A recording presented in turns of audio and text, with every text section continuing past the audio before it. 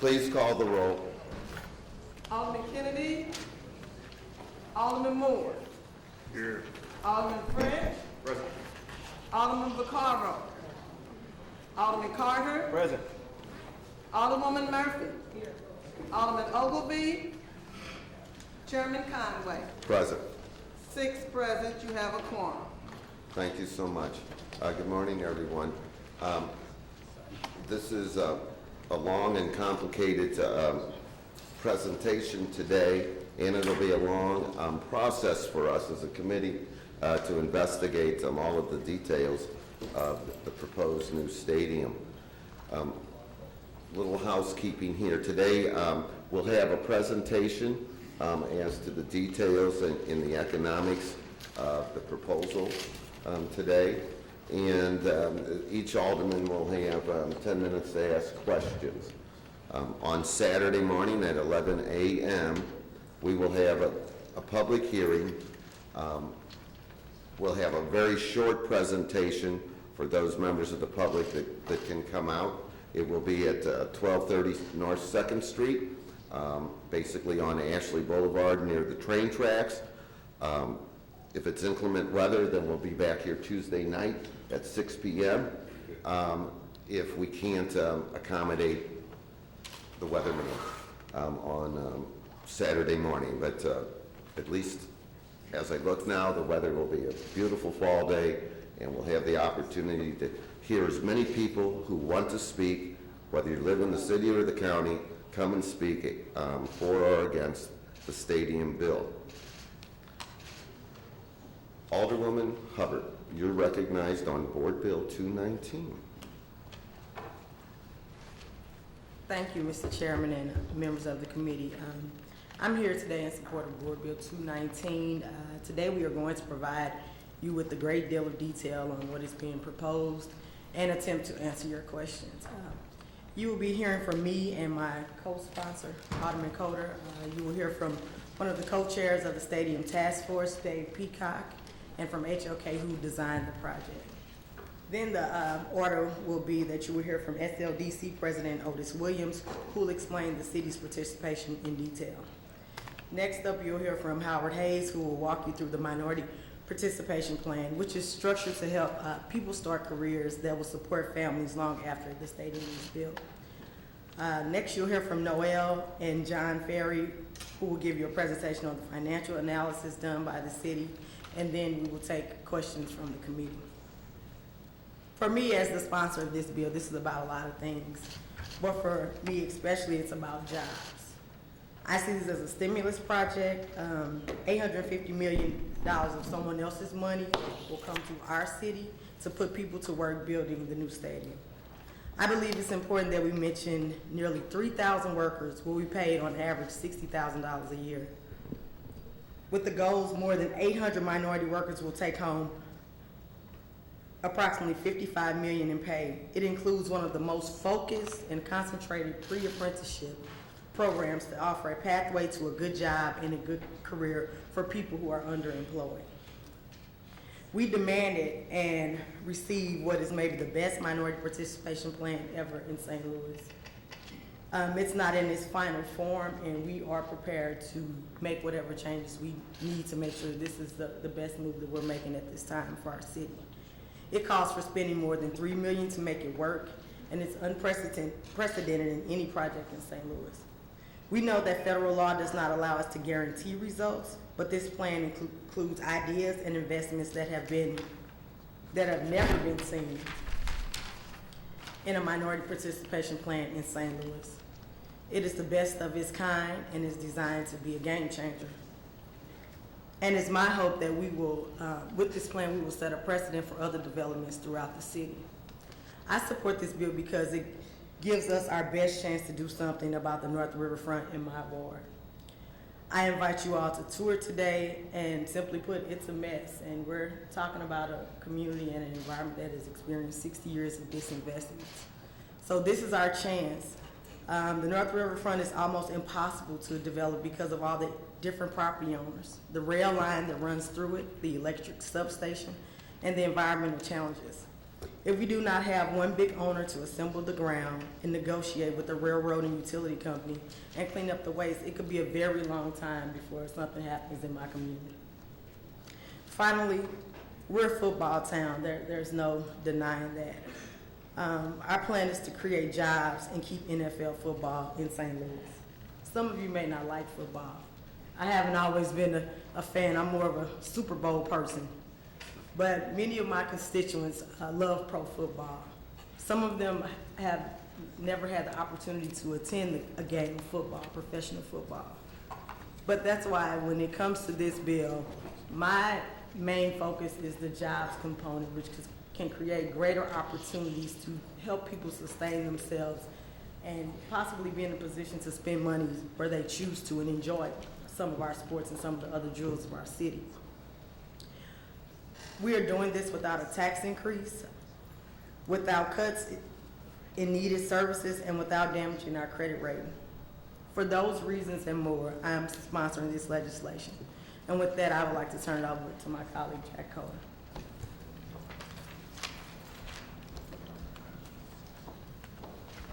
Thank you, Alderwoman Hubbard. Mr. Chairman, members of the committee, I'm Jack Coder, 7th Ward Alderman. I'm here today to talk briefly about sort of Board Bill 219, some of the things you're being asked to do in this board bill. The board bill specifically asks to approve the city's commitment to the financing, construction, and lease agreement for a new proposed NFL stadium along the North Riverfront. You good? All right, no problem. The city's being asked to basically extend its current bond payments. We currently pay $6 million annually to cover the Edward Jones Dome debt. By extending these bonds, we'll be able to pay off that debt and have an existing $70 million for the new North Riverfront Stadium. The naming rights from this project will also be used to help offset construction costs for this project. And instead, since that isn't always normal in these deals, the city will rebate a certain portion of taxes generated at the stadium to the NFL team. What I want to make clear is that if this proposal is passed, this will mean no new debt obligations to the city of St. Louis. This project also will have a very robust minority participation plan, which Alderman Hubbard touched on, and I'm sure you'll hear more about from some of the other speakers today. And I want to stress that none of this happens without a $450 million commitment from the NFL owner and the NFL. So even if we pass this board bill, if they're not at the table with their portion of this deal, this doesn't happen. It also requires $160 million in personal seat licenses from the fans. So the fans of NFL football in this town will have a major stake in this project. And finally, this also requires $240 million in revenues and incentives from the state of Missouri. This project, unlike past projects we've had to build NFL stadiums in this town, is only 15% of the construction costs of this $1 billion+ project. Also, unlike past deals, the city will not be on the hook for maintenance and operation expenses with this facility once it's built. So, like Alderman Hubbard said, I'm supporting this project for a couple of reasons. To create thousands of not only construction jobs, but careers in this town. To help redevelop the riverfront, and mainly to help put people back to work and start moving forward in St. Louis. I'm also supporting this project because pro football is very popular, and I think that's been evidenced in the last couple of weeks. We've seen a number of people, thousands of people have been tweeting and calling me asking to build this stadium. And I recognize not all of them reside in the city of St. Louis, but it's just a testament to how popular NFL is and how passionate the fan base is here in St. Louis. So there's no guarantees in life, and in this deal, we can do everything we're supposed to do. We could pass this board bill out of committee and then pass it on the floor of the board. But again, none of this happens without a serious commitment from the NFL and the ownership, and I'm hopeful we can get to that point. And again, we're not doing this for the NFL, and we're not doing this for the owners. We're doing this for our fans here in town, and we're doing this to revitalize a blighted area in the North Riverfront that is in desperate need of investment. So with that, I'd like to turn it over to Otis Williams from SLDC, and thank you very much for your time, and I look forward to answering questions later. Thanks. Morning, Otis. Good morning, and thank you, Mr. Chairman and members of the committee. I'm here today to sort of orchestrate our story here and be able to tell each of you what this board bill does and the intricacies of the financing. And so, we have a series of speakers that will do that, and at the end of the day, we will actually have the ability to talk to numbers, the financing of the stadium, and answer any questions that you might have. But first, let me start by just saying that we're seeking approval for the city to participate in the financing of a new $1.08 billion stadium here on the North Riverfront. The area is currently blighted and in need of redevelopment. This project will significantly benefit the state and the city of St. Louis, but they'll do that by increasing the state and local taxes through the creation of new jobs and retention of the existing jobs. It will increase the state and local tax revenue through increased sales. It will increase sports activity, the recreational, entertainment, convention and tourism areas here in the city. It will increase state and local taxes through increased property tax revenues. It will increase state and local tax revenue through local income taxes, and create an environment to stimulate additional private investment in the area in which the project will be located. And so we wouldn't be here today at this point if we had not been able to navigate along the way a lot of things. And the person who has really been carrying the torch, one of the people that's been carrying the torch, has been the co-chair of the Regional Sports Authority, or the local task force. And so I'm here today to introduce Dave Peacock, who will give you sort of a summary of where the deal is.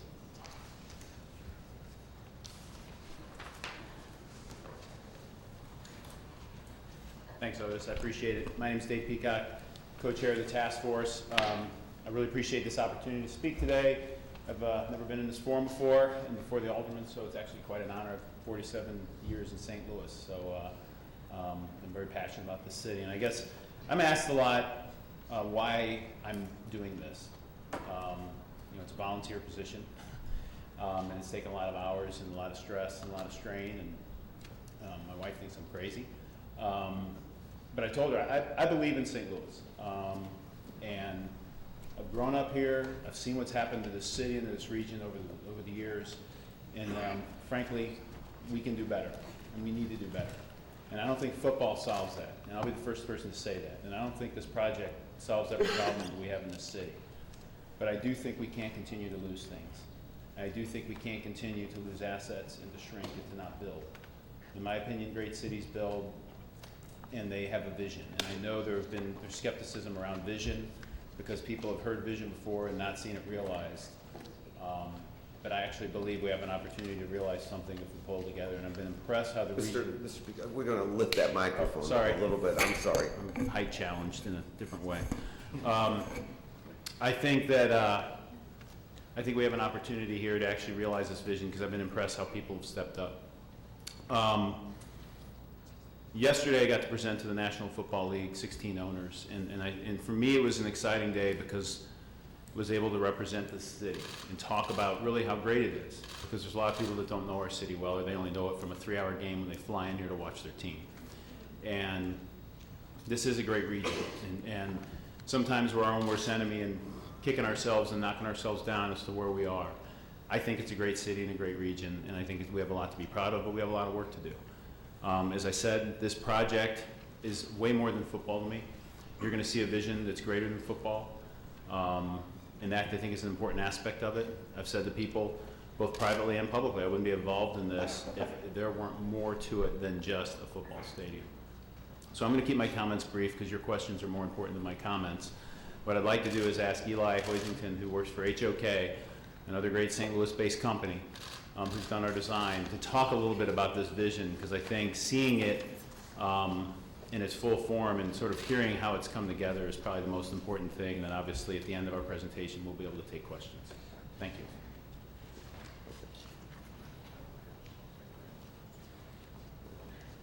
Morning. Good morning, everybody. Thank you for the time to come and speak. Dave, thank you for the opportunity to come and chat with you guys. My name is Eli Hoisington. I'm the design principal for HOK in our St. Louis office. So ranking design principal there, leading all aspects of design, but obviously this project is a focus of ours. So Thanks again for the chance to come and talk to you about what it means to us, certainly as downtown residents, people who live and work here, and have the sort of same drive that Dave does to try and help make this city a better place. When we started this project, and again, I'll try and keep my comments brief in the interest of time, there's an opportunity to really shape an icon for the city, and we're not talking about the architecture itself, the building, really the notion of 90 acres of development in a single point of time, as our sponsors have talked about. That's an iconic moment. It's an opportunity for this piece of the city to really do something transformative. It doesn't come around every day. And it's part of a new riverfront, as you guys all know. There's this concept of bridge to bridge, started with the Arts Grounds project, great work being done in front of the Leeds Landing with GRG and others. And so the opportunity to stitch that into a unified riverfront. What is the vision for the city? What is this opportunity for us to shape it? That's this iconic moment. How do we really stitch this into one vision? And we grasped onto that early on. As Dave said, this is more than just football. It's going to be a great venue. It's going to be a great stadium. That's part of what we do as designers. But it's really about the city. It's really about how do we shape that as well to be an asset for everyone. And strengthening the city is a big part of the design from day one. This was not just about a group of people. This was about a stadium and a design that represented everyone, every fan, every 62,000 people that come here, and everyone in the city. What are those opportunities for them? So when we started talking about this, we said, well, what are those opportunities we can do with 90 acres? It's not just a building. Well, we can start doing things like adding 32 acres of new open space within the plan that are public access. 20 acres of that are going to be new green space alone. And that's a massive scale of development that's going to be accessible for the city, a draw for the city day one. 12 acres of that are new public plazas for events, sponsored venues, things to happen that are year-round events for the whole district in the city, and 1.25 miles of new trails. People to just go and walk. You know, I'm thinking I'd like nothing more than to get on my bike. I can look at the site from where my office is and right up there at lunch every day. So that piece is very real to us, and how do we do that? Some changes people may have noticed watching the press, we've been diligently working the design team to create opportunities to retain things that are down there. So even this small image, moving the stadium a little bit, we've been listening to the comments in the public, leaving opportunities for the existing art that's down there, existing park, creating new opportunities to replace artwork, integrating all of that into the design, creating natural habitat within the site. This is what we talk about when we say it's more than just a stadium. The stadium's very, very important, but there's this whole knit of things that begin to happen in and around this development that are city amenities. It's more park than parking. You know, we certainly started off with some early test fits that looked very gray. We're self-admitted that that was a starting point. As all things design is evolutionary, and we do our best to listen. This project right now is 32 acres of new public open space and 28 of parking. So it literally is 4 acres additional of this new open network of spaces that can be there for the city and not open empty parking lots. That's an important point.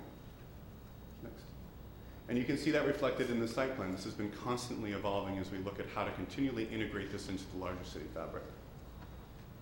We're still mindful of traffic and parking. Long-term, lots of traffic studies, engaging the right constituents to make sure that we are doing everything we can to make sure that traffic flow in and out of this is easy and accessible to the region. To Dave's point, this is also about getting fans from everywhere to the site, but not disrupting what's going on in the city worse than it currently is. Parking is still a factor. We're just parking on some of these green spaces, so they're flexible. You know, flexibility is going to be key to any good design. One-trick pony is not the best solution. Next. And so that's all part of engaging the fans. Like I said, this is a design that's a little bit different than a lot of what you see currently in this fact that it's really about every single fan. This isn't about an exclusivity. It's about how do we make sure that this is an experience for all 62,000 people or furthermore that come down to the site. And part of that is what we've been doing on the design side. We've been designing this that you can get to the game easier. We're looking at all of the detailed modeling to make sure that when we get fans in and out, lines are easy. And this is all about, next, getting people to the site, making sure that this isn't a couple of hours or a couple of days a year. This is a destination within St. Louis. And that's really been part of the point as well. This is year-round. So I talked about flexibility. Flexibility talks about pre- and post-game that's extended, tailgating spaces, amphitheater spaces, public venues, art parks, all of these things that we're beginning to describe within the larger context that create a day-long destination during game day. But really, as you start to look at how we then insert other spaces that could be occupied and shared, internal spaces of the stadium, additional clubs and other things that we can use off of the NFL game day, it ties into this notion of flexibility. So this isn't about 8 days a year, it's about up to 120 days a year. How do you really create vitality down at this site that's long-term so that people are downtown, people are drawn to the games, drawn to these other venues. So we made sure that we were FIFA and MLS ready. make sure that we can house these other events that can bolster the NFL experience. We also make sure that we're doing things for outdoor concerts, large venues, something unique during the summertime that people can come down and do. And that's all part of what we think, and certainly on the design side, we believe in this project. We believe in a new legacy for this piece of the city. It has a rich history, which we are respecting. We're trying to integrate it into everything we do. But we think that this is something that can really enhance the character of the city and really be an asset for St. Louis. So I welcome questions, and I thank you for your time. Thank you.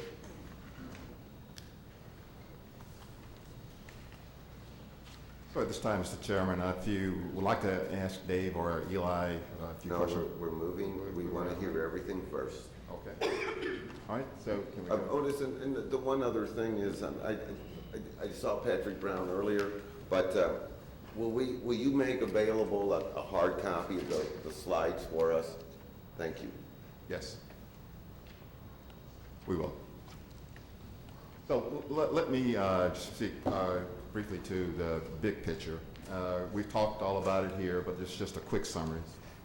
This is an opportunity, along with the NGA, to bring almost $2+ billion in investment to North St. Louis.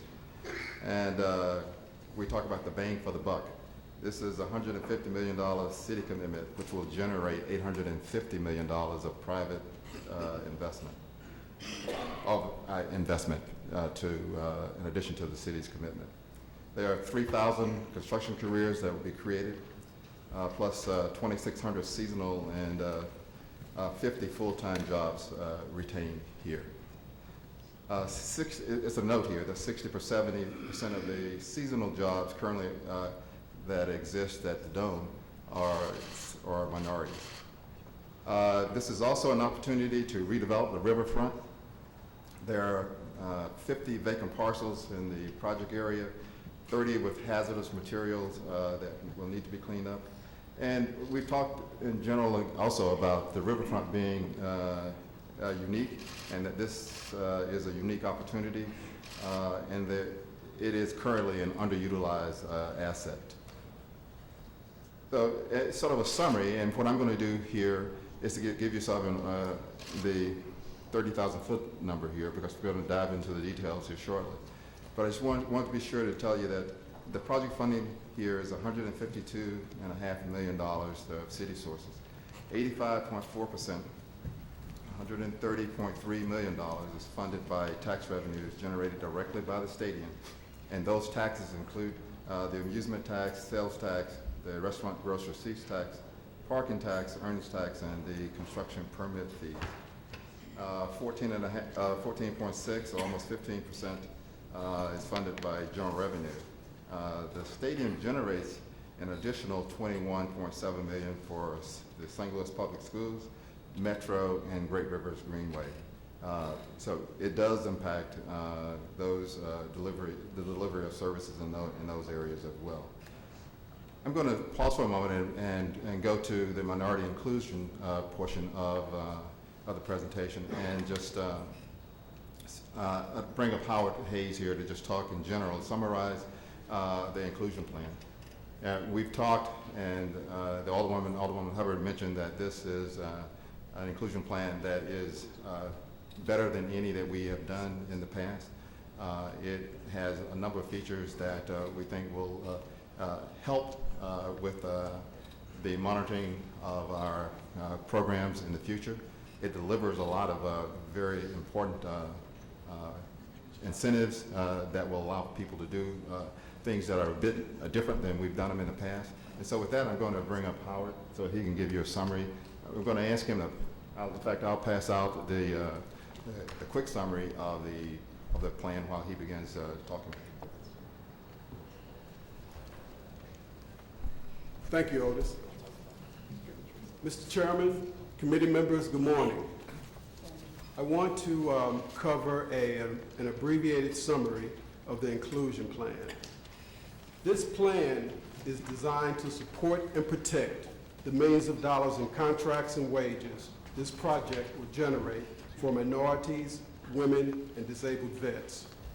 The overall plan has three major components: workforce, subcontracting, compliance. Now the plan.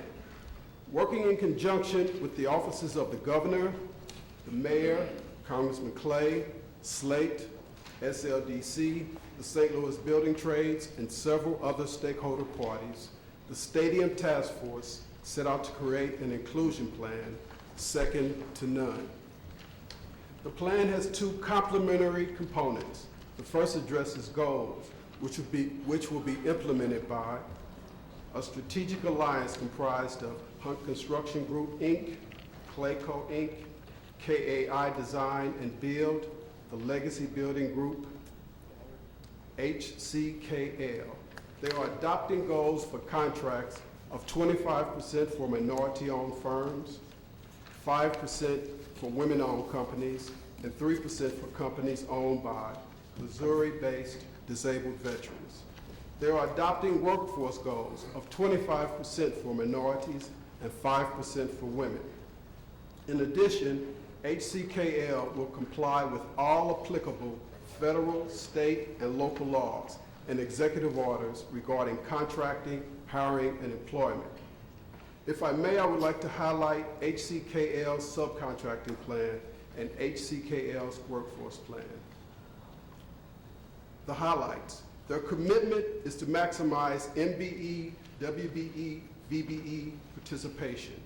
Their goal is to grow established and emerging MBE, WBE, VBE firms so that they exit stronger financially and can successfully compete not just with this project, but across our region. Just highlighted items.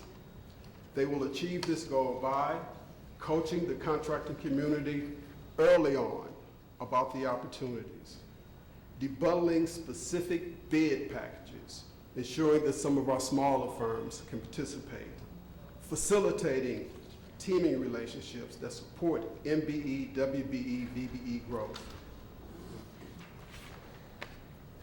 implementing quick pay to remove the barrier of participation. The workforce highlights of HCKL. Their commitment is to maximize minority and female workforce participation internally and at all contractor levels. Their goal is to generate economic mobility by creating careers for minorities and women where they can improve their economic standing permanently.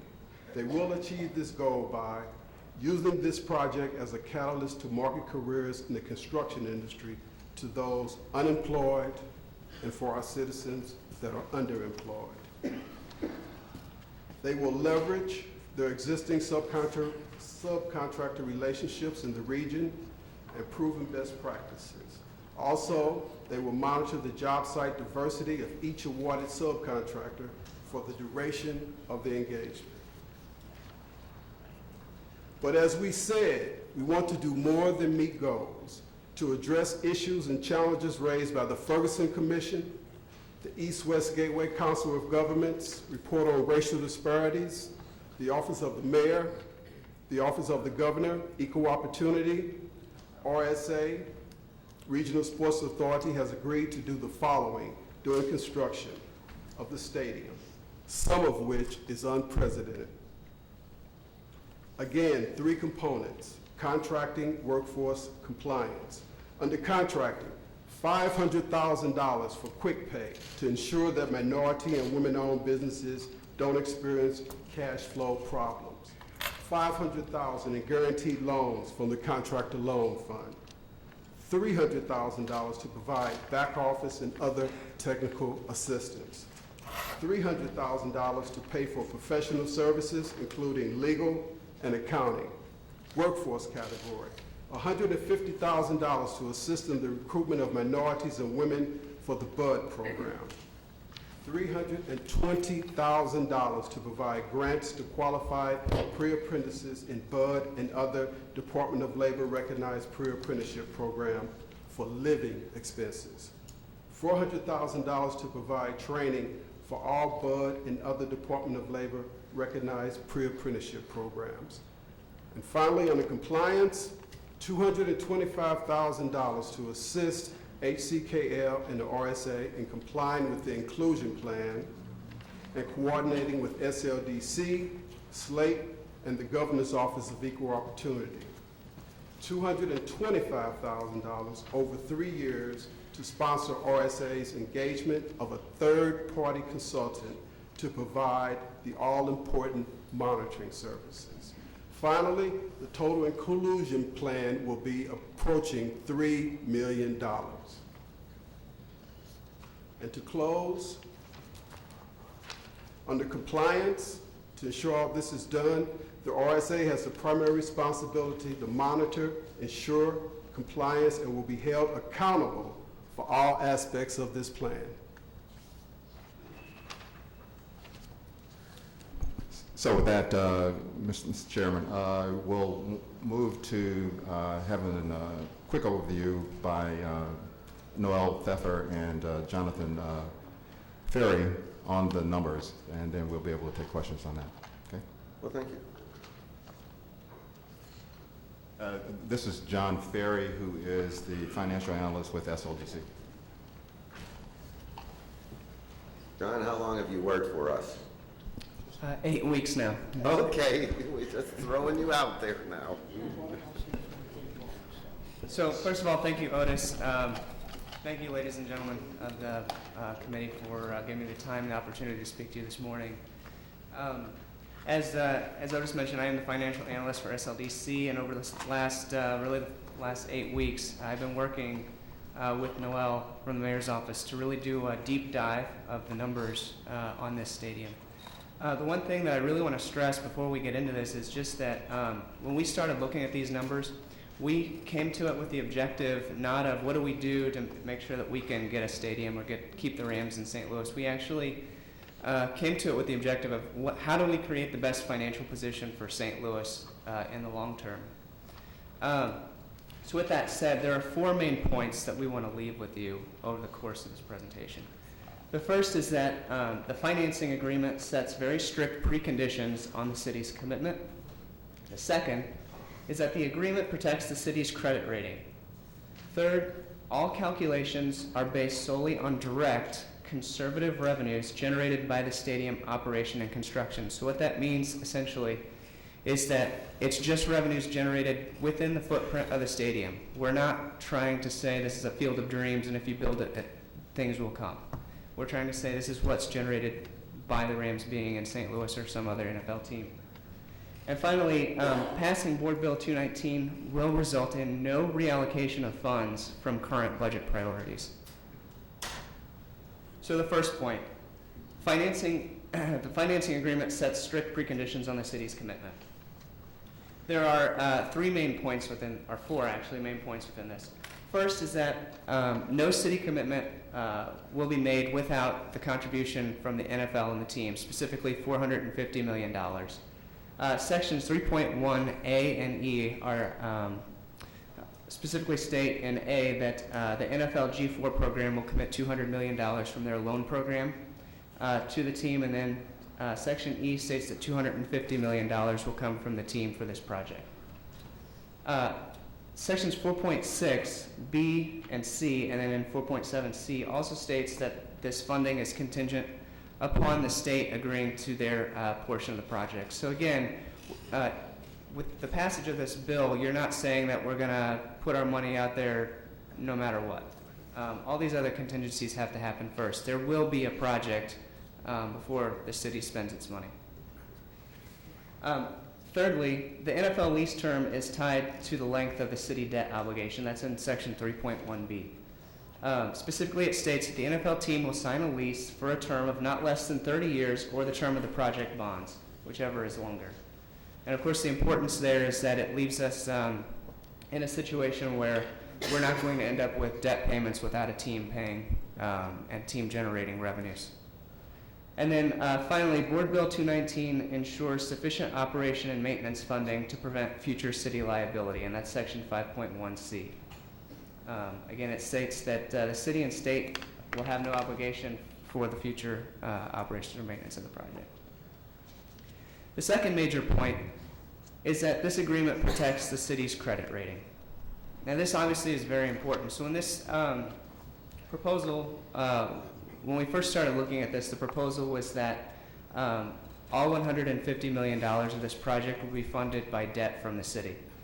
That is no longer the case. Now, the project is being funded by $75 million of debt from the city, plus a commitment to 64% of the direct revenues generated by the stadium.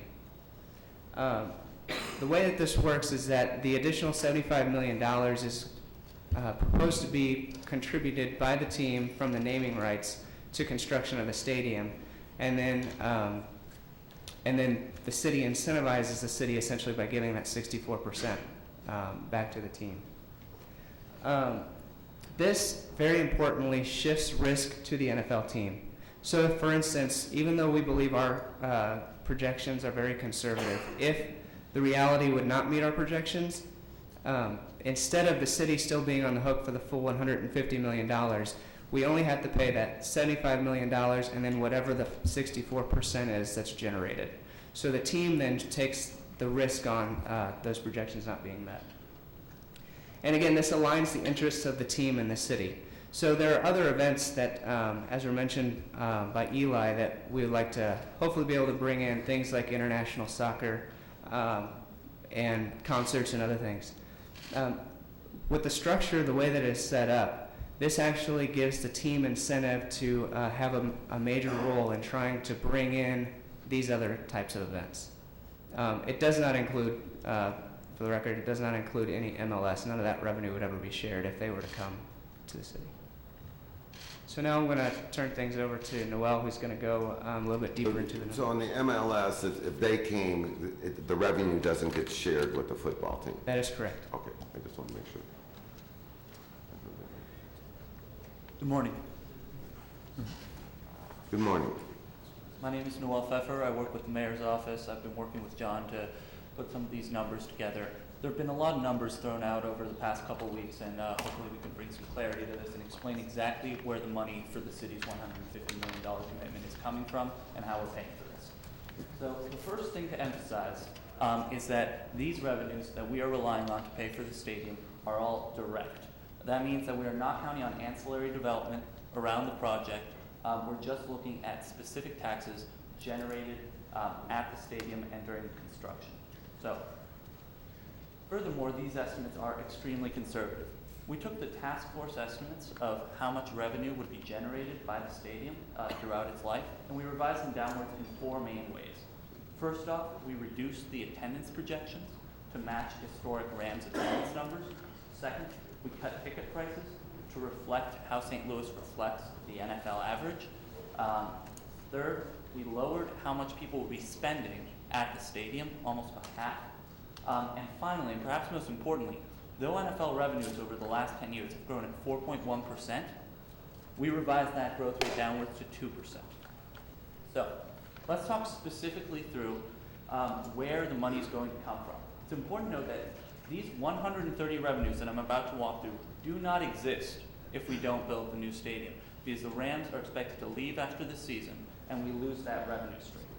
So specifically, between 2016 and 2018, we expect to collect $6.6 million in permitting fees, as well as earnings tax collected from the 3,000 construction jobs created by this project. Furthermore, in 2017 and 2018, we will collect 100% of the revenue generated by the Rams playing at the Dome. That means that between 2016 and 2018, we collect $13.2 million, and we collect that, and we put that towards the project. Then, between 2019 and 2051, the stadium generates 5 kinds of taxes: the earnings tax, the sales tax, the amusement tax, the parking tax, and the food and beverage tax. We rebate an average of 64% of those taxes, which leaves us with roughly $40 million in taxes.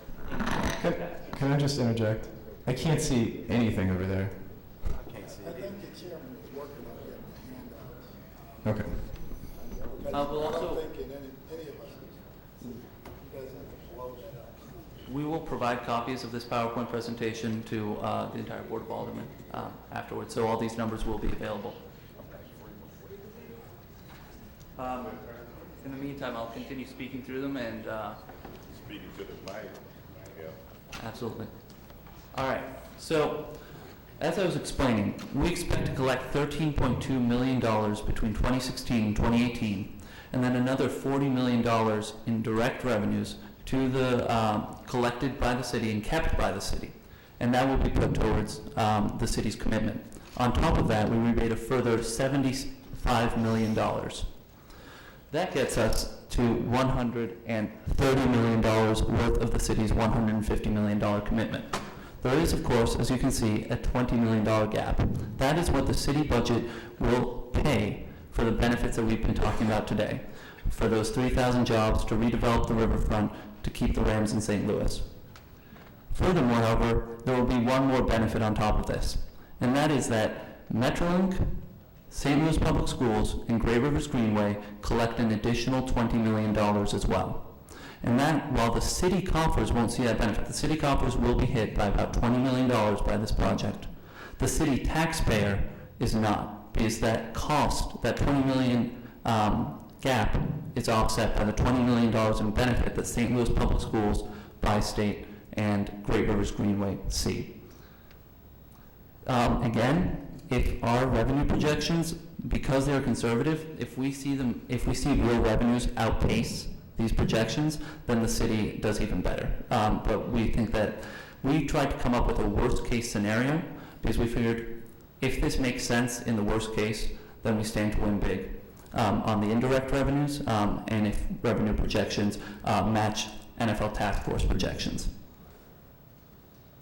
The next big takeaway is that Board Bill 219 will result in no reallocation of funds from existing budget priorities. So to understand what that means, we need to understand where we are today. And where we are today is that we pay $6 million with only $3.9 million in revenues. Why are we doing this presentation when none of the committee... We're not asking questions yet. We're doing the presentation, then there'll be a chance for questions. Questions based on what? I don't have any of these numbers in front of me. We're working on getting this for everyone. We're already working on How long that. has this meeting been on the books for? There wasn't time to print some of these so we could see They're putting it now and everyone will get it, but right now we just have the presentation. As I was explaining, the city currently, in 2015, pays $6 million a year in debt service, but we generate $3.9 million from the Rams. That means that we find $2.1 million in our budget. Next year, 2016, if the Rams leave, we'll be paying $6 million with no cover, right? That means that we are in a fiscal hole of $29 million through 2024. That means that we have to find that money. We need to reappropriate that money from existing budget priorities. So that's the fiscal challenge that we find ourselves in today.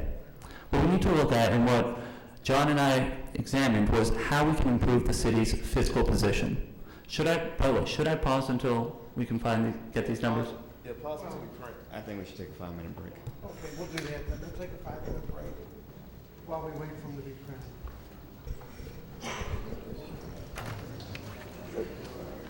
Have you started?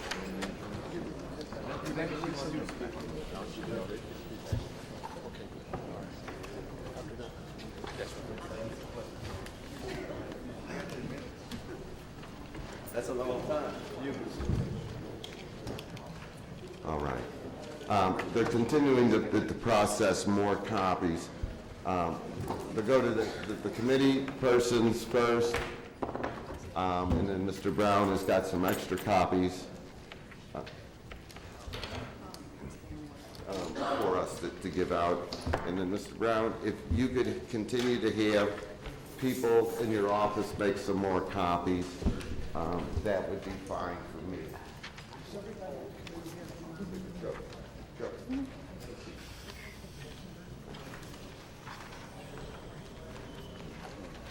Noel, Yes. get yourself ready to start in a second. I'm going to pass out to the non-committee members, but this is a long presentation and we're not going to interrupt. You have the floor again. Great. I'm going to come to that side of the room in 1 minute. Thank you. All right. Apologies for the technical difficulties. Now, if everyone joins me on this slide, I'll walk through the numbers and walk you through where the city is right now if we don't build a new stadium and if the Rams leave after this season. What happens is that we are still committed to paying $33 million in debt service, but we have no revenue stream to cover that gap. And what that means is that we are in a $29 million fiscal hole. Now, if we just extend the current budgetary commitment towards the debt service, we can cover $14 million of that hole. But that leaves us $15 million that we will have to reallocate away from other budget priorities. Specifically, next year, in fiscal year 2017, what happens is that we have to pay $6 million in debt service, and we have no revenue from the ramps to cover it.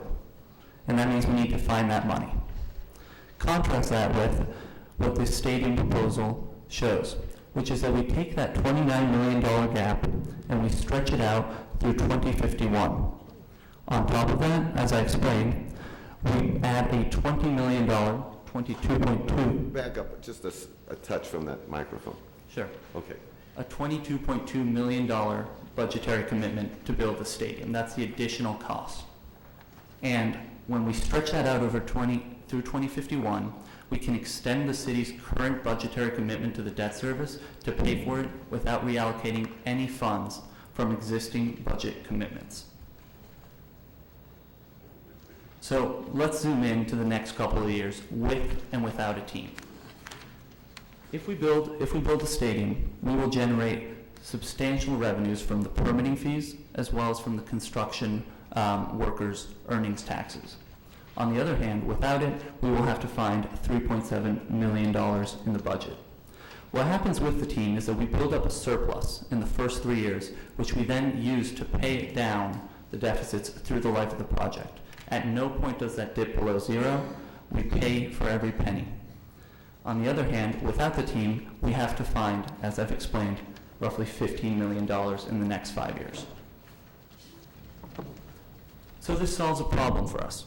It solves the problem that we're currently facing, that we will face whether or not Board Bill 219 is passed of this budget fiscal hole. So we graded our solution versus the alternative, doing nothing, on a couple of objectives that we wanted to reach. So the first is, you would want obviously a smaller budgetary commitment, and there it's undeniable that the team has a $30 million budgetary commitment. Without the team, you're basically making a $50 million budget. With the team, you're making a $50 million budgetary commitment. On the other pieces, however, the deal does win. The investment in the stadium does win. First off, we do not compromise city services. At no point do we reallocate funds.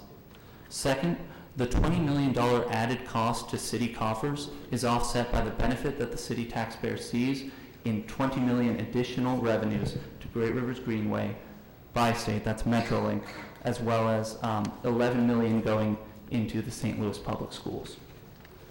Furthermore, with that $20 million payment, as well as those $20 million, we have a chance to redevelop the Riverfront.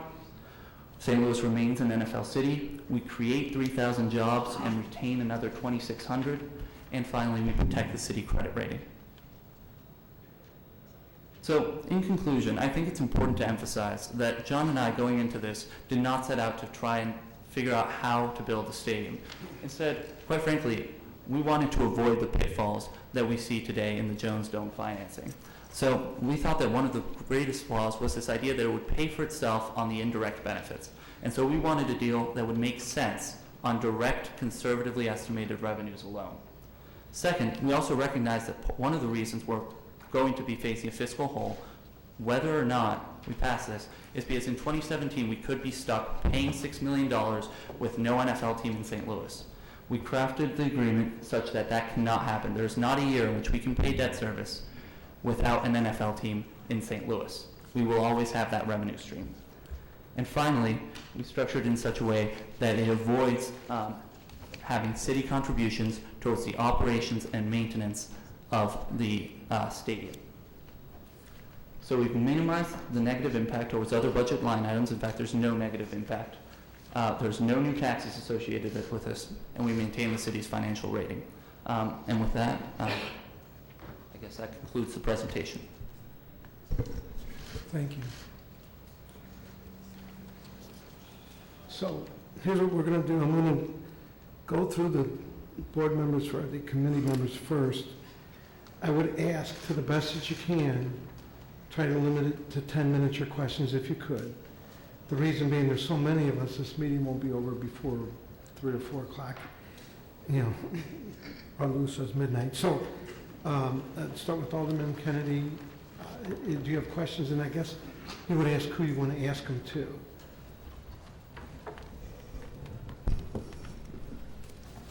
Could I hold on for a moment? I need to look through this. Would you want me to hold on, or would you want me to come back? If you could, yes. If you would come back to it. Alderman Moore. I have a comment, more so than a question. Sure. There are questions in my statements, but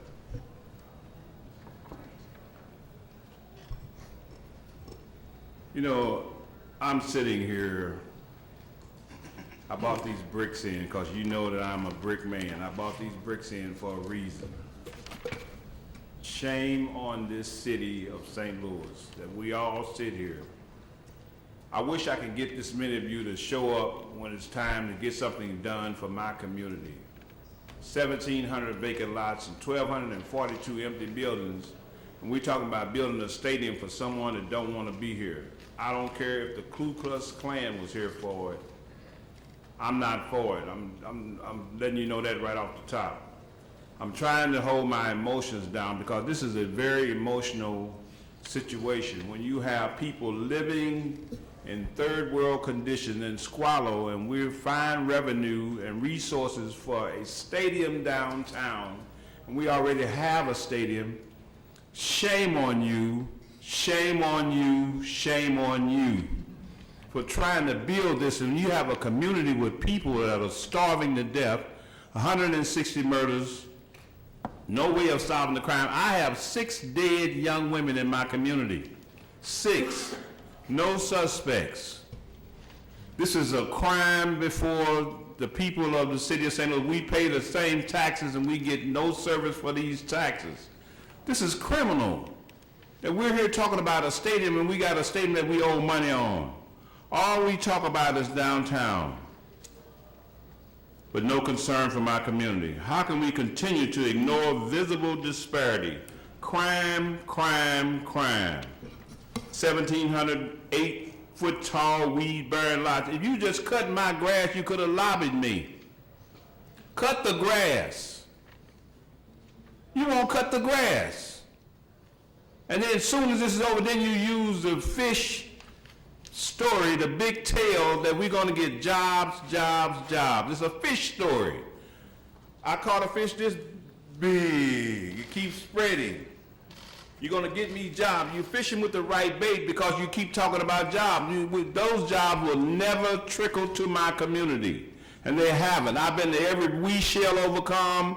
I'm not singing that song no more. We should have been that overcame, talking about minority input here in the Android world. We living like the Flintstones compared to the Jetsons. Yabba dabba doo, but we're not having a gay old time.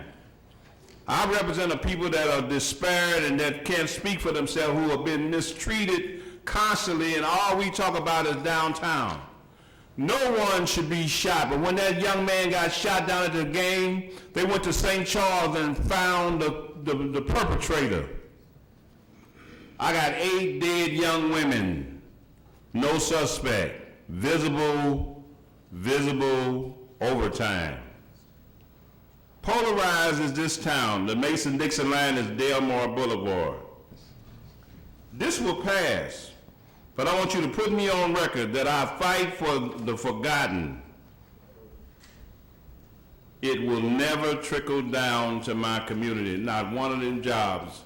I have great friends in the Carpenters Union. I have great friends. I see the shirts. But when the jobs get started, who's going to be the monitor and be responsible for us keeping those jobs out by the fence? When coon season comes in September and you lay us off until March, it is unfair. They'll be riding those Jeeps and 4-wheel drives way down yonder Missouri and over there Illinois, and we get nothing out of the deal. You take our tax dollars and give us nothing. all the trees and the disparity that's going on. We are sick and tired of it. And shame on you, all of you sitting here for this, shame on you. Because my people are suffering.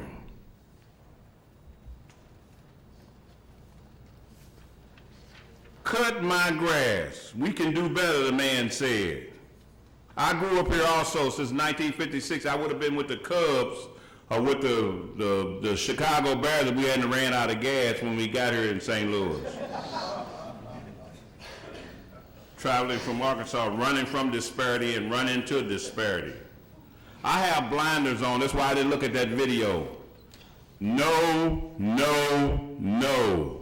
Shame, shame, shame. If you would do something in that community, another side of St. Louis, just drive, the Arch is a beautiful place, the Arch, the Ballpark Village, all the stadiums downtown, but drive about 3 more miles and make a right turn on Vanderventer or Sarah, and you would think you was in Beirut, Lebanon.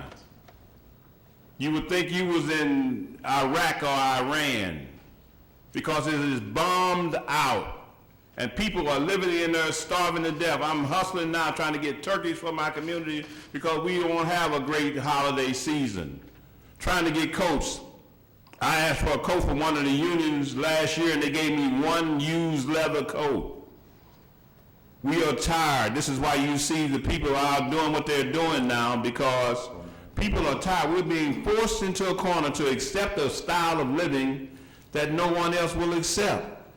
Shame. There's plenty more I can say, but I'm going to give it an opportunity because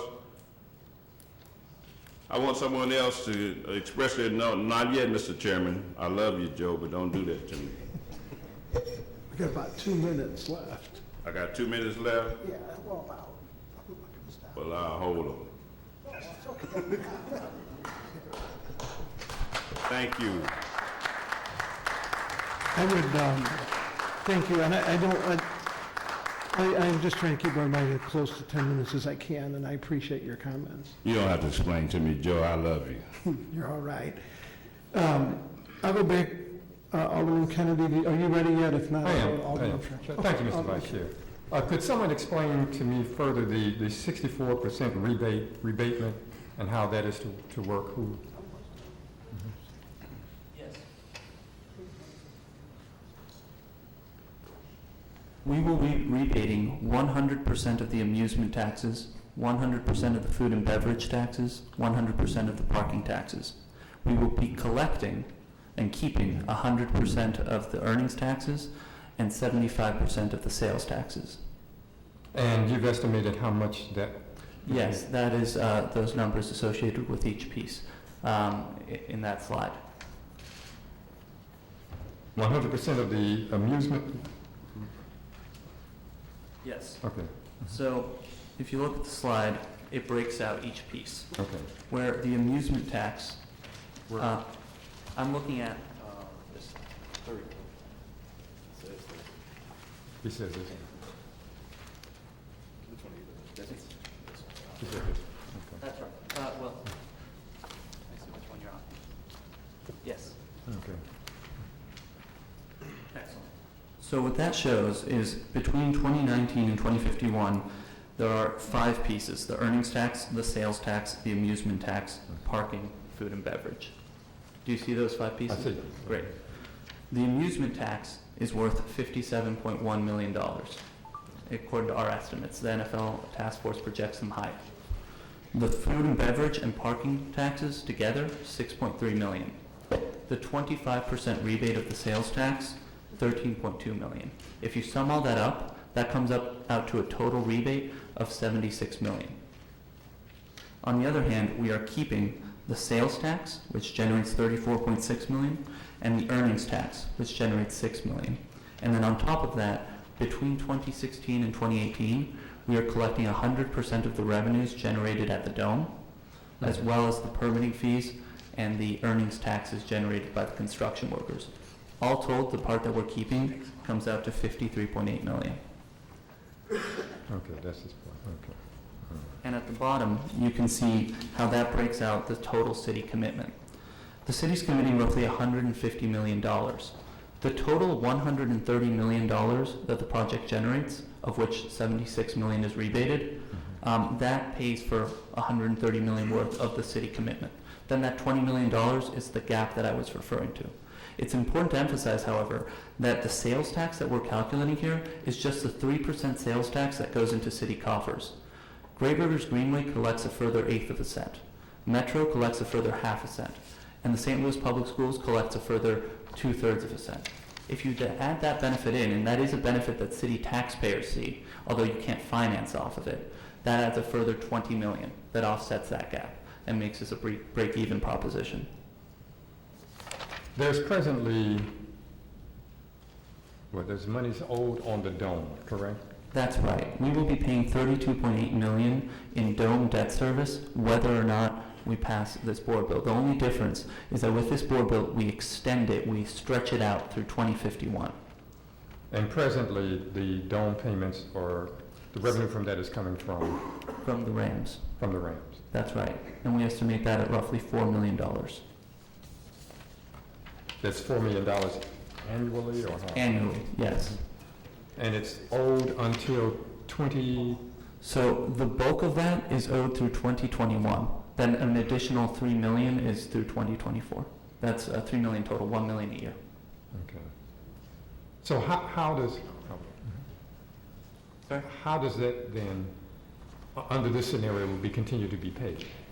The debt on the dome? The debt on the dome. Exactly. So the financing that we propose is payments of $4.5 million growing at 2% through 2051. If we were just paying for the project, then that would likely be about $3.7 million. But the dome debt service, instead of paying $6 million each year, we stretch that out and put it on top. See what I'm saying? Not quite. Okay, so you take that same $32.8 million, and instead of paying it through 2024, you pay it through 2051. So instead of paying $6 million a year, you have to pay a lot less. And instead of having to take money from city services next year, because we still have to pay that $6 million, but we have no revenue from the Rams, because we stretch it out, and because we retain the Rams' general revenue, we at no point have to take money away from other essential city services. So you're saying that the payments for it will come out of the continued revenue from the team? That's right, as well as the existing budgetary commitment. Okay. All right. Thank you, Mr. Vice Chair. Thank you. Alderman French. Thank you, Mr. Vice Chair. Let me start my timer here. We got 10 minutes? Okay. All right, I'll split my questions in half. Let's start with the actual financing agreement here. A couple of questions. Number one, in the numbers that you guys put together, a lot of your assumptions are based upon revenue increases from the current level. That's right. Okay, and it seems to be a significant increase. It is. We grow, currently we collect about $4 million in revenues from the Dome. We expect in 2019 to collect $6.2 million from the new stadium. And that's significantly higher. It is. And so, if you adjust let it me, let me ask you, so the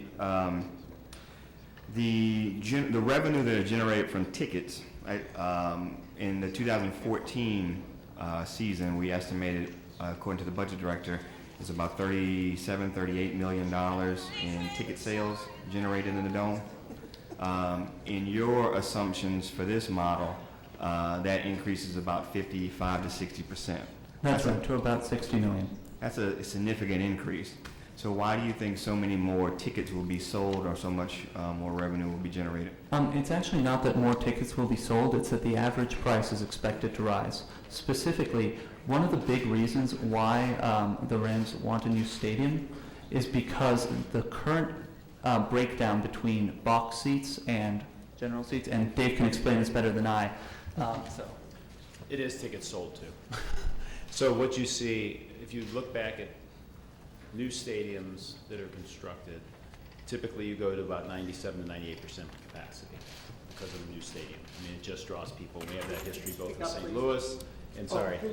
Yeah, and we have that history in St. Louis and other teams. So you see a combination of capacity increase, where you'll probably be quite 97, 98%. I think the assumption was 95, but the average in the NFL has been 97. And then you do see, both through natural inflation between now and 2019, an increase in ticket prices as well. And still, though, below league average is the assumption. Okay, so first, what you're saying is that a higher percentage of the seats will be filled in the new stadium. And in your assumptions, that number is at what, around 95%? Well, I think we assume 95. The history in the league has been about 97. Okay. Now, current Rams attendance hasn't been at that level. Current's about 86 since 2007. Prior to 2007, they averaged 97%. Okay. And then in addition to, well, first, this new stadium will have less seats. Is that true? It will have 62,000, a little bit more, and the current one has 66. Okay. So you might have a higher percentage, but it is a higher percentage of a lower number. And so I think the significant increase that we're talking about, the 55 or 60% increase in revenue, would probably go back to what was said before, which is that the tickets will be considerably more expensive. And the ticket prices will go up as well, correct. You will Okay. still have, if you look at the gradient of pricing, the majority of that increase comes in what I'll call premium seats. So the people who are buying premium seats today, which are, I'm going off my memory, but I think we have about 6,000 club seats and whatever number of suites, they're going to realize the greatest increase in pricing. Mm-hmm.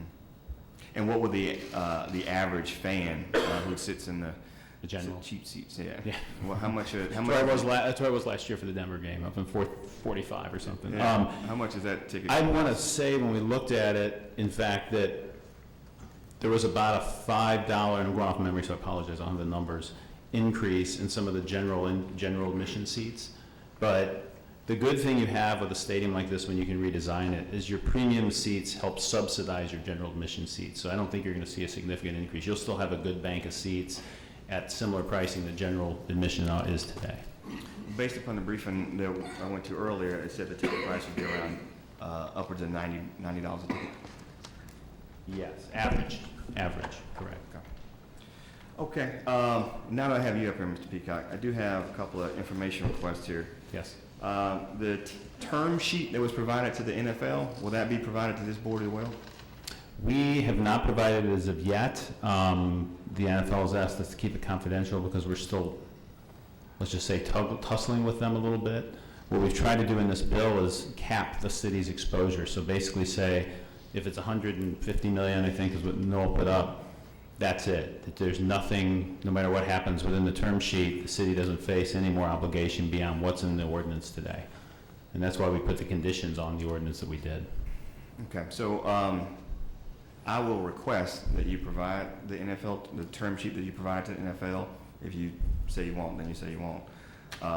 But what I have read in the media from people who have seen the term sheet, or at least reported on the term sheet, was that it also included a provision that St. Louis would be responsible for any cost overruns in the construction of the stadium. Is that part of the term sheet? City is not responsible. Is St. Louis, so is the authority, is the state, It's potential that the state would cover overruns, but the city will not be responsible. okay. But definitely not the team, not the NFL. And they're under this structure of the term sheet, but we've had other discussions of how that term sheet might change with the league. Okay. Okay. All right. That's why it's fluid. That's fluid. As you can imagine. Yeah, fluid. So a couple other things, and I don't know if you can provide that or somebody else can provide it.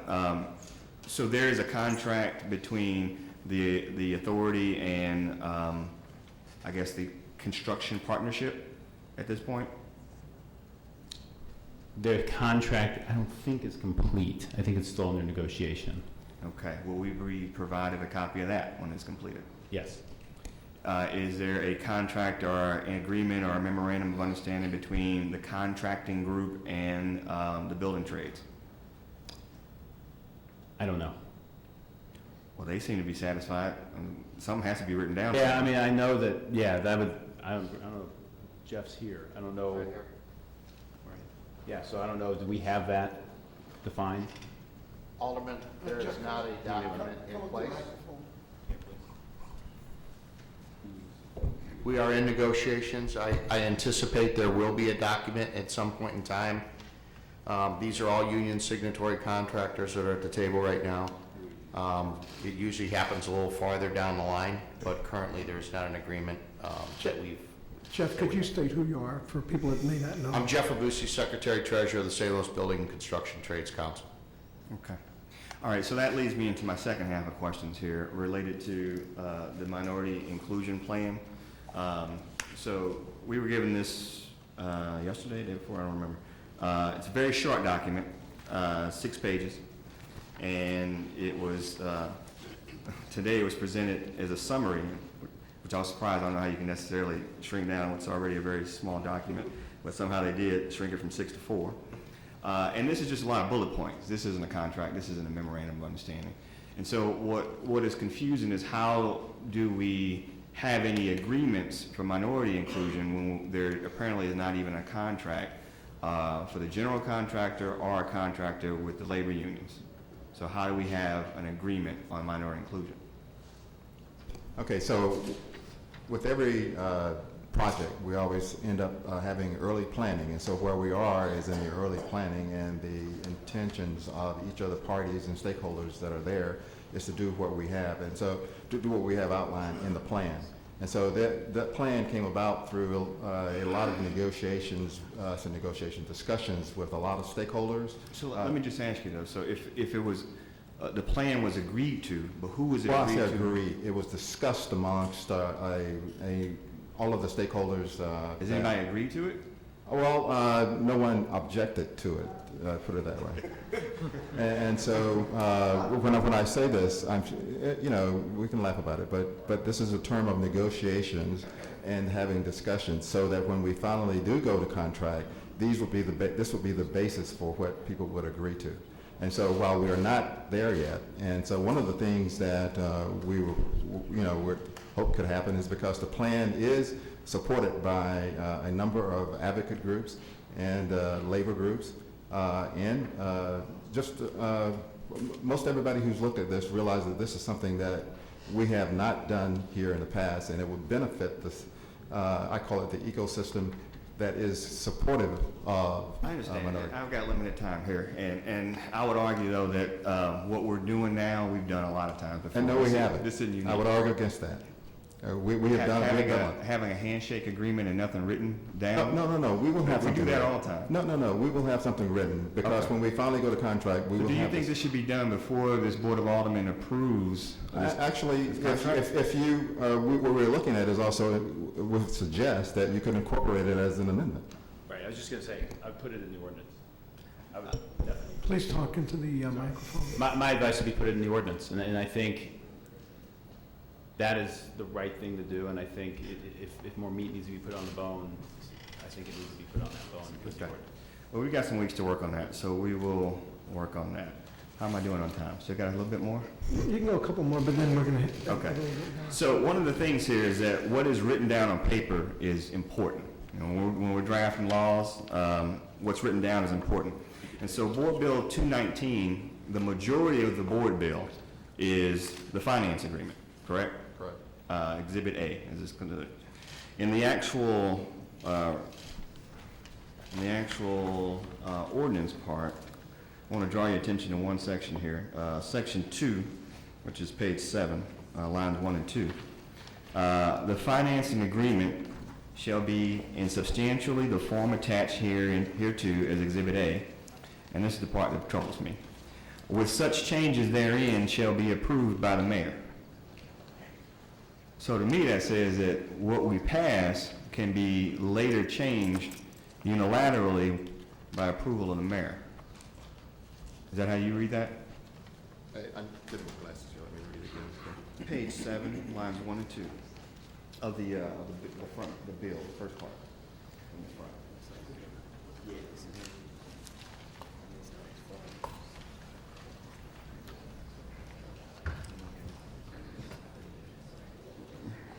Page 7 of the bill, lines 1 and 2. The financing agreement shall be in substantially the form attached hereto in Exhibit A, with such changes therein as shall be approved by the mayor. And it goes on as to say, and as to be consistent with the intent of this ordinance and necessary, desirable, convenient, or proper to carry out the matters herein authorized. And that gives broad authority to the mayor to change this stuff after we approve it. I don't believe that what is intended there is that there will be changes that will be made by the administration. I think it's intended that the administration would execute the contract as approved, or the ordinance as approved. But it says that it can be changed later. Well, in the course of doing the actual construction or doing something that will facilitate getting the project done. So if we did include language in the finance agreement that specifically said that we should have a 30% goal for minority hiring, that there should be substantial penalties if that is not honored. With that clause, though, it says, even if we approve that if the developers find that it's tough to meet that goal and they convince the mayor of their woes, that the mayor can authorize that being changed without coming back to this board. Well, that's how I interpret it. We may disagree, but I think that needs to be changed. Okay. A couple other things mentioned in here is the possible use of a SID or a TID later for this area. Is that in the works? Or are you planning to come back and ask for a SID or a TID later in this area? Well, as you recall, that we have been working a plan that would go from the arch grounds through to the Stan Musial Bridge.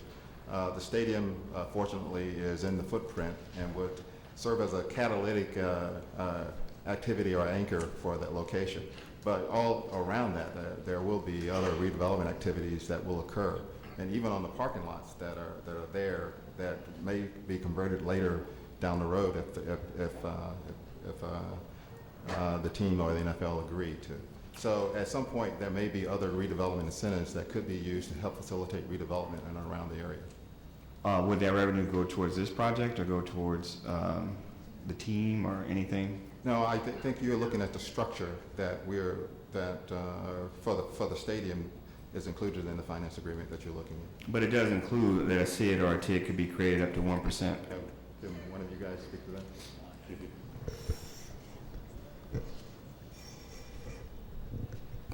As far as I'm concerned, what we're asking for relative to what Noel put up, the 150 million is all we're asking for. So I would think a SID would have to come through this body anyway. Mm-hmm. So I don't know why that's in there, but So you want to object to that being taken out? because if people want to do a SID, they'll just come back here if it's for a different purpose and have to come through the Board of Aldermen anyway. Well, I mean, given the language is in here now, it's almost like we might be authorizing it with this. But so you wouldn't object to that being taken out? You don't need that money? That's not what we've contemplated in this deal. We're trying to basically say the city we're looking for X out of the city and cap it at that level. And then, like I said, if there's a SID or something else, we'd have to. All right, I got one last question Okay. here. And I don't know if this is for, no, I don't know who this is for, but it was in the presentation, it mentioned that there's $22 million additional obligation from general revenue. I think the phrase was that it would not force us to shift resources from any current priorities. Explain that to me. How do we spend $22 million additional dollars and not have to take it from somewhere else? Absolutely. The reason is because right now, today, we're paying $6 million with only $4 million in revenues from the dome. Mm-hmm. That means that we currently, in today's budget allocation, allocate $2 million, right? So if we just stretch out that current budgetary commitment, it more than pays for that $22 million shortfall. And that's what I'm explaining. If you just extend the current commitment, then it covers it.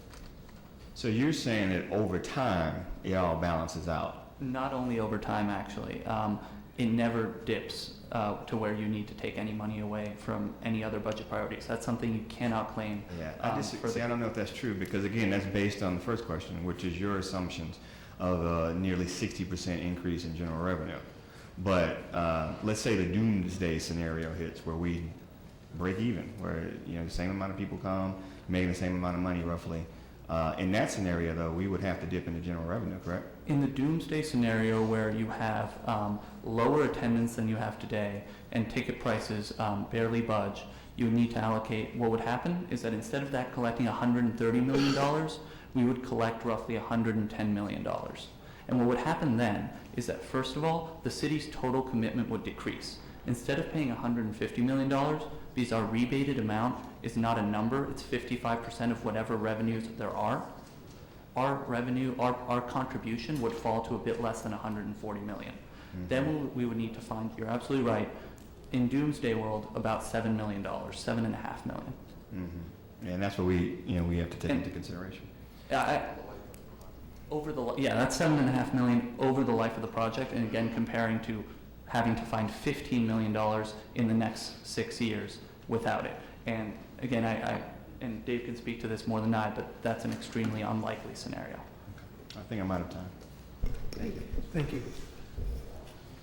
Carter? Yes, thank you, Mr. Chairman. And I'm not sure what questions that Alderman French asked. I tried to keep up, but I think I'm way off. So if it's something that he already asked, just tell me and we'll move to the next one. So I have 3 quick questions that you can possibly answer. The first one is, what's the expected attendance year one for the stadium? And the second one is, what's the expected ticket revenue year one? Did you already ask that? I did.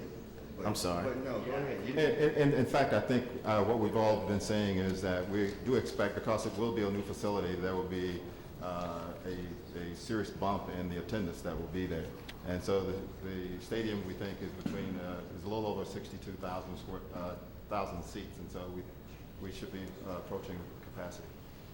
Yeah, exactly. I think wasn't directly asked, but it was somewhat answered with Alderman French that we expect to be about 95% capacity, which is a bit below where the team was and what the average new stadium delivers usually. And then our average ticket price is, I don't know, $90 or $95. I think 90. Okay, and it's still below the league average, and that's basically assuming where the league will be in 2019. Okay. What about the expected concessions and merchandising sales?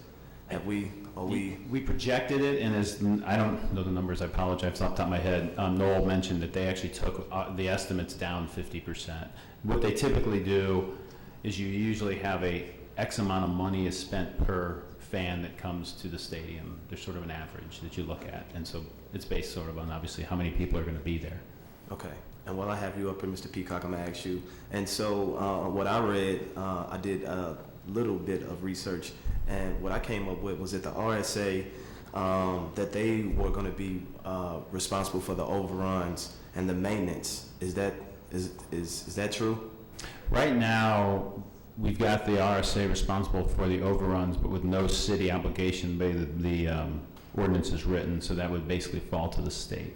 Okay, so the money, if there were overruns, it would come from the state. And our structure on overruns, just so everybody's clear, we're doing what they call a construction manager at risk, which I just learned about in this process, but they basically guarantee a price, and I guess they buy insurance for it, but they have to deliver the building under that price, and it's the budget you've seen. So we'll get the initial guaranteed price in about 2 weeks.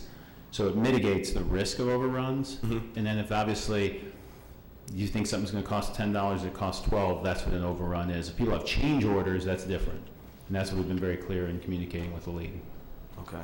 I think that's all of my questions for you. My next one is for Noel.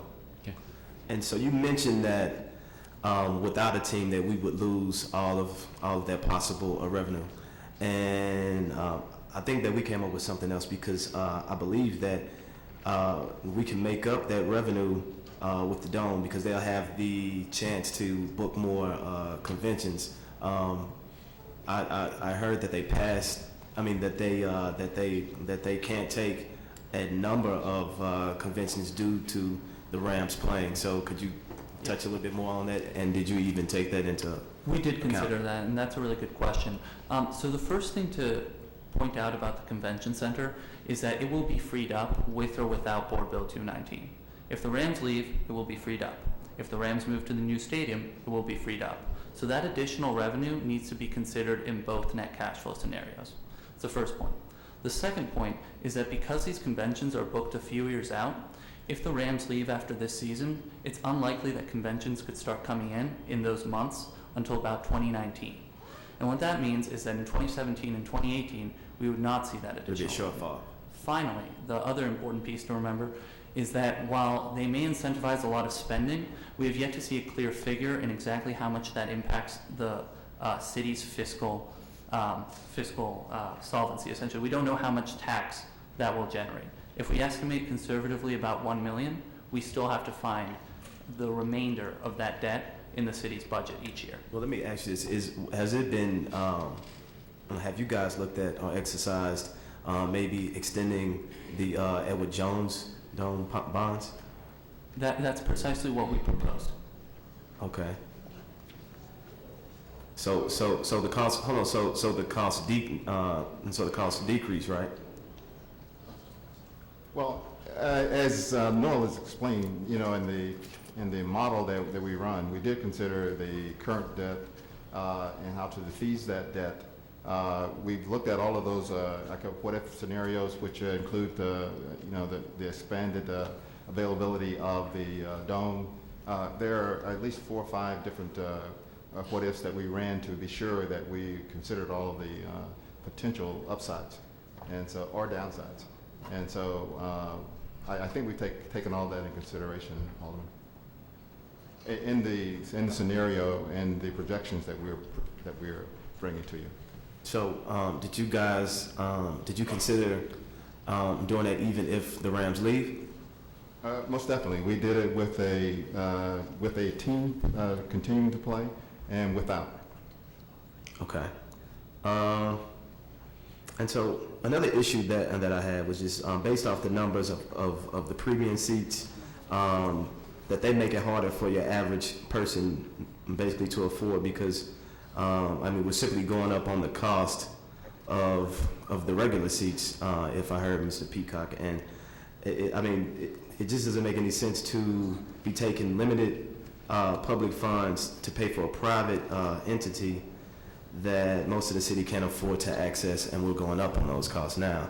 I know the constituents that I serve, a ton of them, they can't afford to come to the game. And so we would be asking them to basically pay for a portion of this, and they can't afford to come. And we're increasing seat costs. So was there anything else that we can do, or this was it? Well, and I may not have been clear, so I apologize. The general admission, and I don't have the numbers right in front of me, but my recollection was that it does not increase that dramatically. Where the greatest increase for this is in the premium seats, and arguably that's people coming into the city probably more often than not. Yep. And that's where a lot of the tax revenue is coming, and that's where a lot of the spending comes from. And I would think we want those people coming into the city and spending money, whether it's in the stadium or around it. So it's creating an attraction for that to occur, and that's typically where you see the majority of the increase come from in any new stadium. So. Okay. That answers the question. That was perfect. Thank you. My next question is about the inclusion piece. And so I have something a little bit lengthier than what was passed out, and I had questions about that. Is it okay if I ask about that? Sure. And so one of the questions that I have is, in the piece that I have, that there were multiple other stakeholders. Can we mention who those people were? Yes, most definitely. I don't think we have a problem with mentioning that. We had at the table the contractor, representative from HCL, the Marks Group, Kwame, KEI. I would call them the advocate groups. We've talked with them. In fact, we had conversations with the NAACP and with other advocate groups as well. Okay. All right. And in the piece that I have, we talk about set-asides. And so for the first set-aside, it says, we set aside $300,000 from the construction budget to provide back office and other technical assistance to minority and women-owned firms. And then later on in that paragraph, it goes to say, it is our expectation that the city will continue to provide financial support for such assistance services after the stadium project is complete. So we would then take those costs to continue that? No, the idea there, we would buy, as a result of this project, we would buy systems and hardware that would cause us to and facilitate interaction with contractors such that we could look at other projects that we are incentivizing and be able to monitor them using electronic means. So in this case, what we're doing is buying systems that will facilitate and be used throughout future projects. Right, but in the next bullet, it says the same thing when you're talking about the payment of professional service. That particular bullet is just for this project, and it's for monitoring this particular project. Okay. And in terms of monitoring, so we are going to pay $225,000, $75,000 per year for the next 3 years of construction to set aside a construction budget for RSA's oversight committee to engage an independent third-party consultant to ensure the compliance. Why wouldn't we just do it in-house ourselves? And let me ask this: why would we go through the RSA? Well, if you recall, the bulk of over 85% of this is being managed or brought to the table by the RSA, and the overall project is their responsibility. So I will ask Dave to also speak to this topic, but generally the RSA is the managing member of this effort to build the stadium. I think you should put any amount of oversight on this that you want, so that we make sure it happens. Okay. Don't have time for Not being facetious, I think too long things have not happened, and this needs to happen. And we need to, we can't say things and not do them. We need to do what we say. And I think if there's a different kind of oversight perspective, I think we'd be wide open to it. Okay. I mean, I would be wide open to it. We'd love to get more ownership of this too. I mean, frankly, I say I'd be open to it. Like, I'm building a building. I'm not building a building. I don't own a team. I'm never going to own a team, even though people in the media think I'm going to own a team. I don't come close to being able to, or have the desire to own a team. I think for the region and for our city, it's important. And while there's a lot of money coming from outside, this is very, very important for the city especially. So I think whatever oversight is in place to make sure it happens, and goals aren't either met but hopefully exceeded, then that needs to be put in place. Okay. And one last one, sure. Are we going to have another round of questioning, or is this just 10 minutes and that's it? Well, it's up to the chairman. He's going to come back. I'm just filling in. Right, no, it's whatever the chairman decides when he comes back. Okay. So if you have one more, sure, go ahead, and then we're going to move on. Well, no, and so another problem that I have is that this isn't as detailed as I would like it to be, the inclusion piece. And so it was a lot of to be determined, and a lot of folks that we haven't, and a lot of numbers that we haven't really finalized in there. And so before we even consider on voting on this, I would love to see us have a real finalized plan that we can put in the bill and move forward with. So, when a question, just a comment, I guess. We will take that one on. It's not a problem.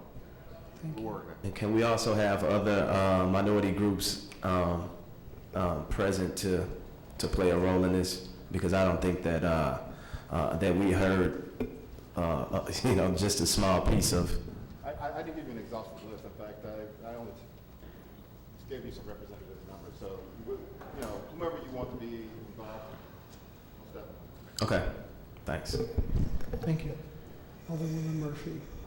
Yes, thank you, Vice Chairman. Could I talk to Noel, please? I just want to ask for a clarification.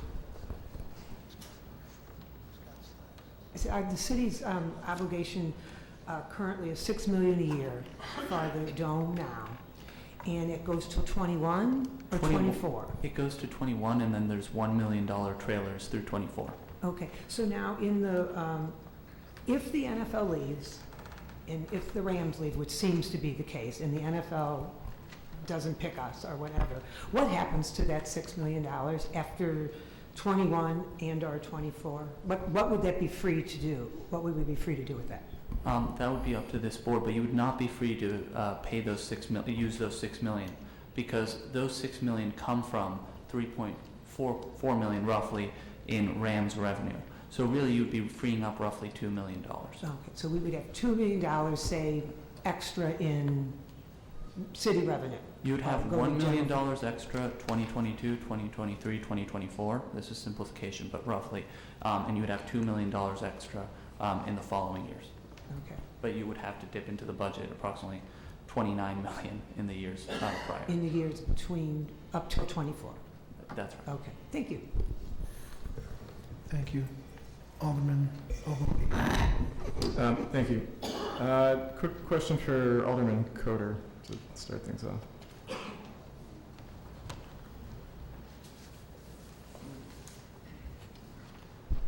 Yes, Alderman. In your introduction, you said there is no new debt obligation. That was a statement you made? Yes, and I would have to defer to Noel to explain the details of that, but my understanding is by refinancing the bonds, it's an existing debt obligation that we're extending. So you would characterize 233 minus 70, what's that, 163? You'd characterize $163 million in interest payments as not a new debt obligation? I would characterize it as extending an existing debt obligation. So if I have a job for 1 year and I make $50,000, it's not more money to have a job for 2 years making $50,000 a year each year. That's your characterization of that? Yes. Okay. So I asked that question because I think it gets to how we talk about these numbers. And I think that all the time we dramatically understate the liability and we overstate the benefit. And so to have the sponsor of the bill say, this is no new debt obligation, when it's clear that we're making $163 million in additional interest payments, I find, quite frankly, a little bit incredible, but that is what it is. I have some questions for Mr. Peacock. Thank you.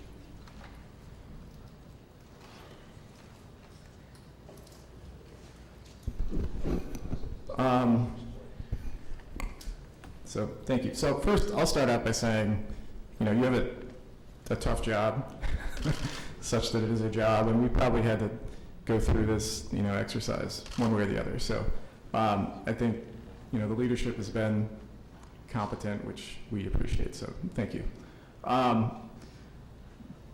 However, I do want to talk about some of the characterization of what's public and what's private, what our total commitment is, as well as kind of the cash flow position a new stadium creates each year. So we keep saying it's $150 million in commitment from the city, but it's $233 million in payments plus whatever the tax rebate, quote-unquote tax rebate, amounts to, which is tax revenue that we're not keeping, that we're giving to the team owner. So what is the total amount projected of that tax rebate over the term of the lease? I believe the bonding was a 70, so it would be 152 minus 70. I'm looking at Noel, but that would take us to 82 million. 82 million in tax Rebates, correct. Okay. So at minimum, the projection is to make $305 million of payments, the city, into this project. Because it's $233 million plus that tax rebate, which you characterize as 80, or I forgot already, 82 million, yeah. Correct. Okay. So I think, some people are saying the total cost is $1 million over the course of 30 years. Okay, I think that's not accurate. Obviously we have revenue associated with it, so that the total cost is not the 300 some million, but that is the total amount of payments. So the city's liability or contribution, I think accurately can be characterized as over $300 million. And so I think the public-private split, we keep saying, oh, there's more private money in this because the team has to make a contribution and the league has to make a contribution and the season ticket license holders have to make a contribution. I think it's an exaggeration to say there's more private than public, because part of the private is being rebated over time by the public dollars with the tax rebate. So the team owner puts in $250, but the city rebates some of that over time, essentially. But that's accounted for in your 300 number. So it's not, you can't take it off the 250. Plus the other thing, that the 200 from G4 is actually a loan program that the NFL sets up by virtue of visitor gate receipts, and the 250 from the owner will actually be financed. They will not write a check. So if you apply a similar approach you're doing, the interest payments based on their discount rate is going to be, that 450 is going to be more like 900. Okay, fair enough. But suffice to say, we're making a lot more than $1 million of payments, which is how some people have tried to characterize this. But so from a cash flow perspective, and sort of that $1 million figure, which I kind of find incredible that people would use that, the first couple of years, the project as a whole is sort of breaks even or maybe is cash flow positive because of permit fees and earnings tax from people working on the project. After that, and once you get to like 2020 and it's an operational facility, the city is in a negative cash flow position on the project pretty much for the duration of the debt payments. And so, and the way I have the payments scheduled, it changes every year a little bit because the payment increases every year and presumably the tax revenue increases every year, but it's something like a $3 million deficit on average every year. It's not a $3 million deficit, but let me clarify a couple pieces. First of all, the total nominal value of our debt service is about $239 million. The total nominal value, if you just add up the dollars. That's compared to the $39 million that we have to pay either way. So it's an additional $200 million. I also want to explain quickly why all the numbers you see here today are in today's dollars. What that means is that $9 million in 2050 is not equal to $9 million today. So we adjust for that fact. We adjust for inflation, essentially, as well as the current bond market. But anyways, sure. Going back to... I would push back, though, and I would say that the current, like our experience with the NFL in St. Louis over the last 20 years, the current stadium was sold on the same basis. That, look, we have a flat payment schedule over 30 years, so obviously the thing is going to pay for itself once you get down the road a couple years. And the fact is that it has never paid for itself. The existing facility has never come close to breaking even, and 21 years into its life, despite a flat payment on the debt, it still runs in the red $2 million a year. And that's before you consider maintenance and operations and those types of things. So I just think it is dangerous to sell this Pollyanna-ish view, which is how the last project was sold. That, these things, you can never lose on these things. The NFL is popular, lots of people will come, and the city will benefit. I think like a hard look at the numbers portrays a different picture. And I think you're right that $1 million number is inaccurate, and we did not put on the slide, right? What we were saying is that the city will need to make a $22 million commitment. What we're also pointing out is that other taxing entities, which we're not considering in the financing, will also see a similar benefit, a $20 million benefit. Sure, and I would argue that they would anyway. In fact, they might see more of a benefit because, like, for instance, the $160 million in seat licenses, that's mostly local money from the region, and it would get spent on something anyway. That's not new money to the region. That's just redirected towards seats rather than directed towards investment in a business facility or some other entertainment thing. So it's just, if your baseline is right now the land has no value and generates no revenue at all, then the projections look much rosier than when you think about how that money might be spent otherwise and the return it might make otherwise, or the investment you would get if we, if those C license holders are spending the money on something else. So I think generally, and basically all the sort of academic and economic research on these things demonstrates that when you look at it from a different baseline perspective, these things don't perform nearly as well as proponents say they perform. So I just think we should be cognizant of that. Can I make a comment to that real Sure. quick? I don't disagree with you, and you're right. And the average public investment on a stadium kind of from 1995 to 2005 was almost 70%. And part of the reason you're starting to see markets like Minnesota and even our proposal where it's 50% or less is to sort of address for some of that. And I'll agree with you that, everything's projections, right? I mean, every time you make an investment, there's some risk associated with it. We've tried to mitigate that as much as possible in the context of this. I think you can look at it the way you're looking at it, but it requires us to look at all the components of financing the same way, and I think you'll still see a pretty similar balance, public-private.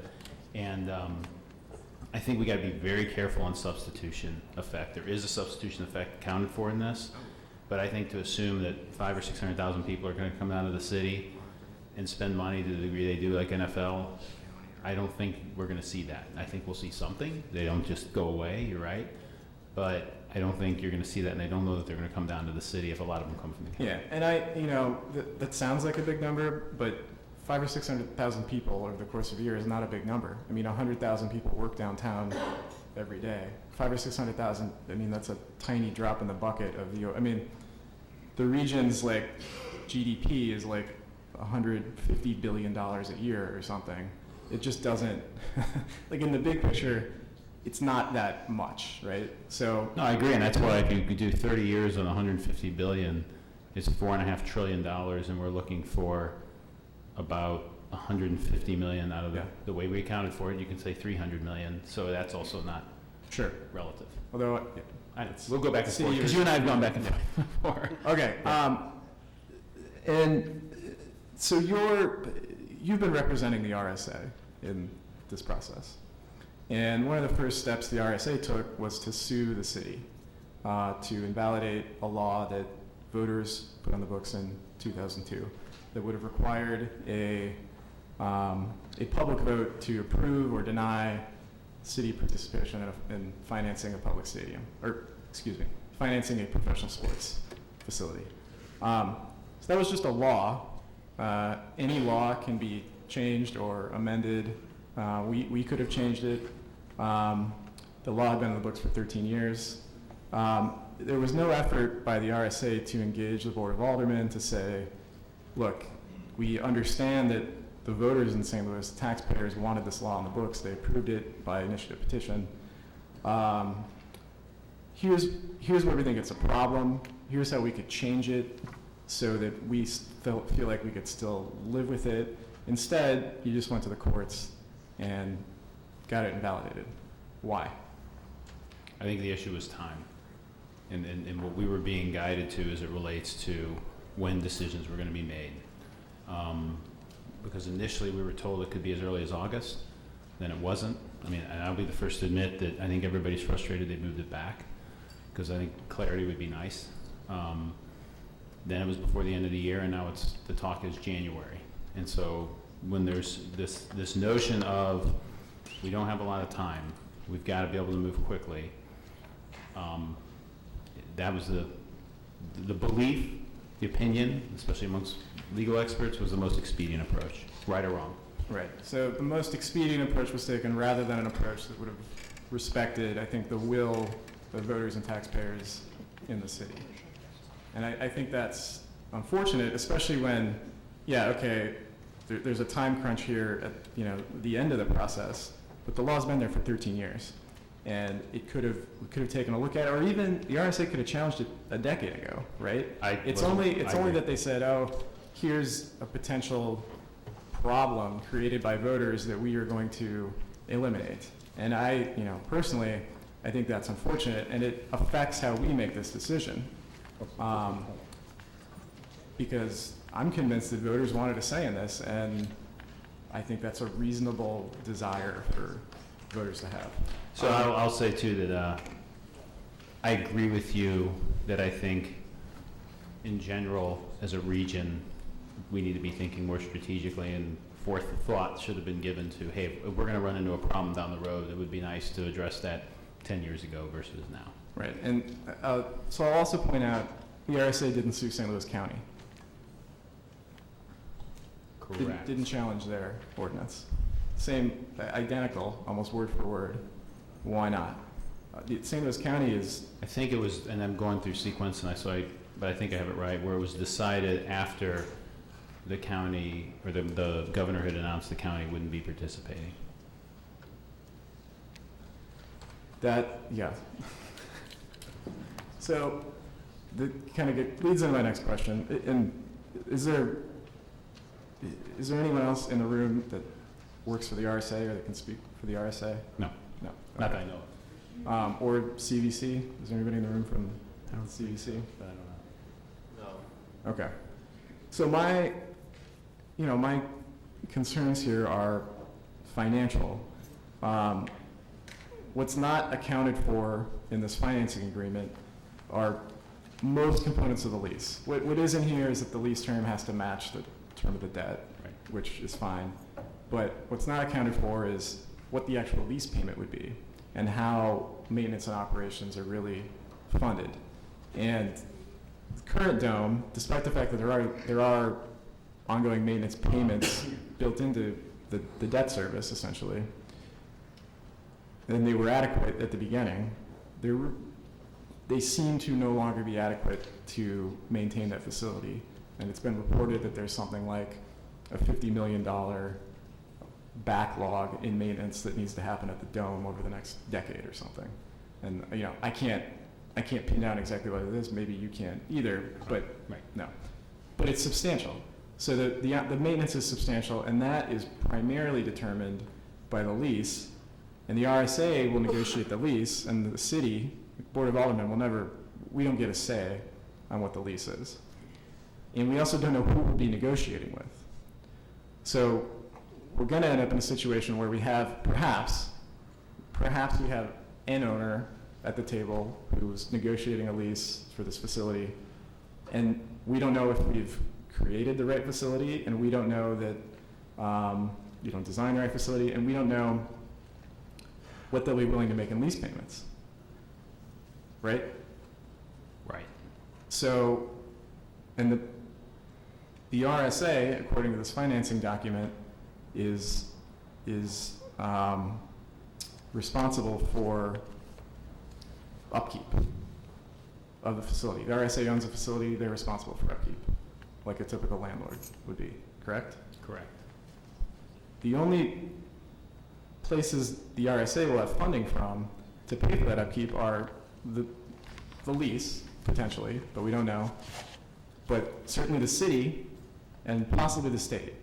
But it's in downtown, so one can imagine that it'll end up being our responsibility if whatever the lease payment is over the term of these 30 or 35 years doesn't cover what upkeep is going to be, and that could be substantial. That could run in the tens, or potentially could run over $100 million very easily, couldn't it? I don't know what that could be, but what we've tried to do, because I agree with you, this is not what I would call the optimal situation.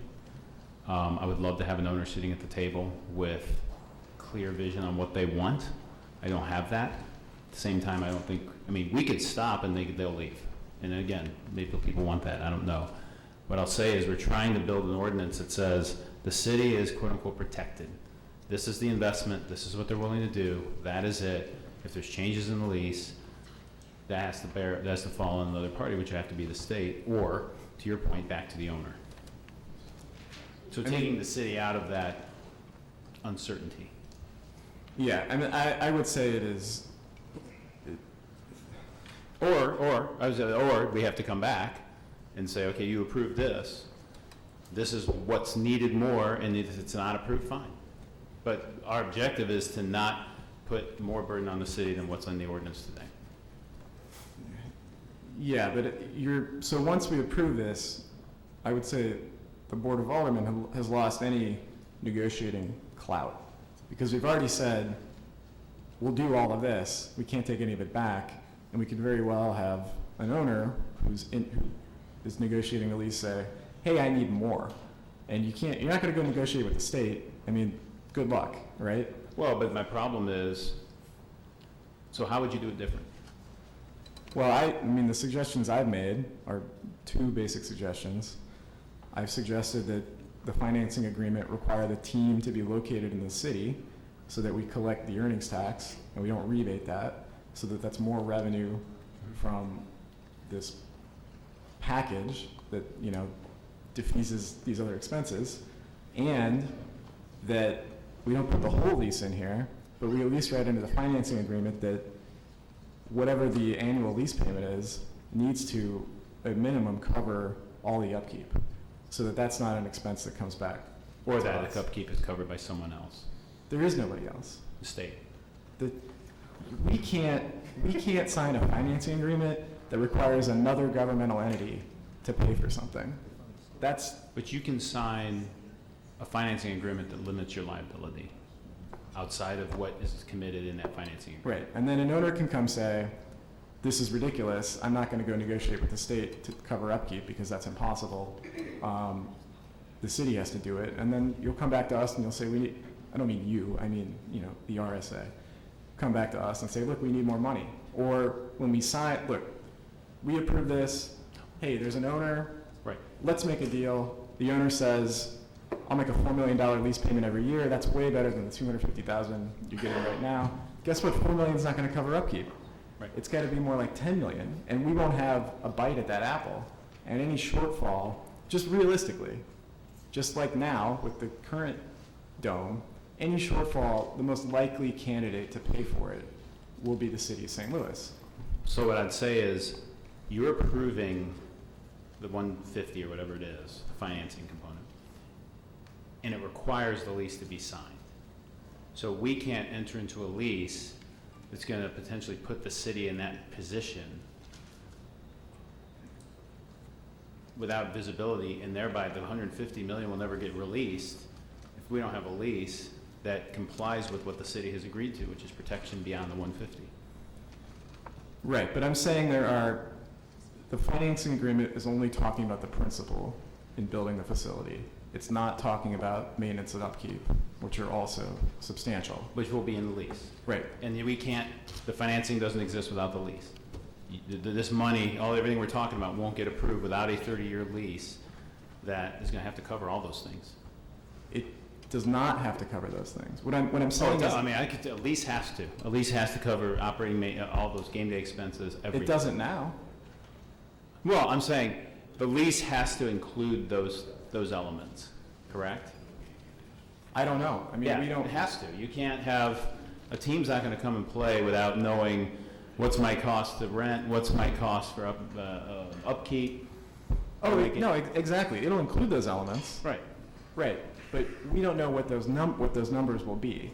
I don't know what they'll be either. I mean, we know what we want, and I think at the end of the day, what we're trying to do is say, let's limit the city's exposure to what we're asking for, and either the rest falls on the owner, or the team, which is what we want, or if the state has to come in, the state can come in, but it won't be the city. But the city's money is not released unless there's a lease that is signed, and that has to mean the owner and RSA have come to an agreement. And if that agreement requires more from the city, then we have to come back to you before a lease is signed and before the 150 is ever spent. So, can Good question. Wrap it up? I mean, it's... Because I've got a whole group still yet. Can I, just to make it crystal clear though, let's agree that a team should make a $10 million a year lease payment, just for the sake of argument, okay? Great. Okay. I love that. I'm all for it. Team says, owner says, 4, take it or leave it. Okay, we're done. If the 10 is what's required. By the way, in Minnesota, they pay 10. Right. You say that, but you don't get a vote on it. The RSA board votes on it. Right, but I'm working on behalf of the RSA and recommending to them a proposal, and we're not, we can't approve something that's gonna have holes in it. and they won't approve something that's going to have holes in it. Because they're going to have the same, like you as a body, going to have the same concern about risk. I don't think they have the same concern, because they don't have a group of taxpayers they're accountable to. Like, they don't have a whole suite of city services to provide. All they have to think about is stadium, team. That's it. And I would argue they are incentivized to make a deal, whether it is the right deal for the city financially or a very bad deal, because we know they've made a bad deal in the past. And look, our predecessors approved it, but the RSA they only made one deal, and it was a bad deal. So also, I have to point out, so I think we have to pull back a little bit, and maybe, I mean, unfortunately nobody from CVC or RSA is here, which I think is a problem, but there's 320,000 St. Louisans. We've got a convention center, we've got an existing dome with a maintenance backlog that apparently totals in the tens of millions of dollars. Whatever it is, right? Right, and we will now have a new football stadium to take care of. That's a lot of stuff for 320,000. Well, we can't. I agree. Can I hate to do this, but can I ask Paul? Oh, I need to take a short break no matter what. Okay. He has to change the film. All right. So we're going to pause while the tape's being changed.